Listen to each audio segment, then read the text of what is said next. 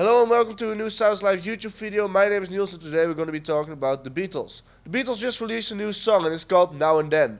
I sadly can't play any clips of it because of copyright reasons, but the song will be linked in the bio. But if you clicked on this video, I'm pretty sure you already heard it. When I heard the Beatles were releasing a new song in over 50 years after their breakup, I was flabbergasted. Normally I wouldn't make a video for one song, but this song has a lot of stuff to talk about. So let's get into it. Now and Then was written and recorded on a demo by John Lennon in his apartment in 1977. Sadly, 3 years later John Lennon got murdered, which was supposed to mark the ending of the Beatles era. But in the 1990s Yoko Ono gave Paul McCartney a cassette with 4 original John Lennon demos, one of them being Now and Then. In 1995, with help from Beatles original engineer Jeff Emerick, and with Jeff Lynne from ELO producing, the Beatles released the songs Real Love and Free as a Bird, which were made possible by the demos that John made. They also wanted to use the song back then, but the recordings were too noisy and they couldn't separate John's voice from the piano. They did try to make something of the song and they even made some recordings for it, but later they decided that it wasn't gonna work. In the documentary Get Back, a lot of old Beatles footage got remastered by Peter Jackson. One of the ways that he used to remaster these shots was by training an AI to recognize the Beatles' voices. The AI was then used to extract John's voice from the demo, and a lot of people seem to think that John's voice was also altered by the AI, but that isn't the case. Sadly, when they found a way to finally finish the song, there were only 2 living Beatles remaining, since George Harrison died of cancer in 2001.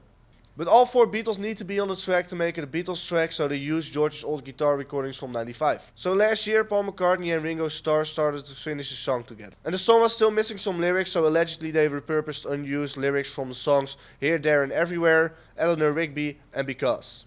They also added a slide guitar solo in George's style, which was added as a tribute to him and played by Paul McCartney. Next to that they also added strings, which were put together by Charles Martin, son of late Beatles producer George Martin. Hello, future editing Niels here. I completely mispronounced his name. It's actually Giles, not George. Sorry for that. Also, this was definitely the most charming time to pause this video. And I feel like they kinda matched the Revolver era. They didn't tell the people playing the strings that it was for a Beatles song, they told them it was for a Paul McCartney song, since it was a secret. So now we've had a small history of the song and we can start talking about what I think of the song. First of all, I love the video clip. They show the Beatles throughout the years, and it's a really nice way to kinda make it feel like George Harrison and John Lennon are still there. Which is a perfect way to end this era. And although this is not the Beatles' best song, given the circumstances, it's really impressive what they've done with it. And it's a really nice song to listen to, but I also think they kinda overdid it a bit. I feel like the original demo had a bit more heart to it. It's a really small but powerful song, and I think it was meant to be that way. And they made the song sound a lot more happier, and that's probably because that's how they want to end this era, but I prefer the song a bit smaller. For a big part of the song I feel like a bit too much is happening. It's almost like a wall of sounds coming your way. The best part of the song I think is the beginning, because there's not so much happening.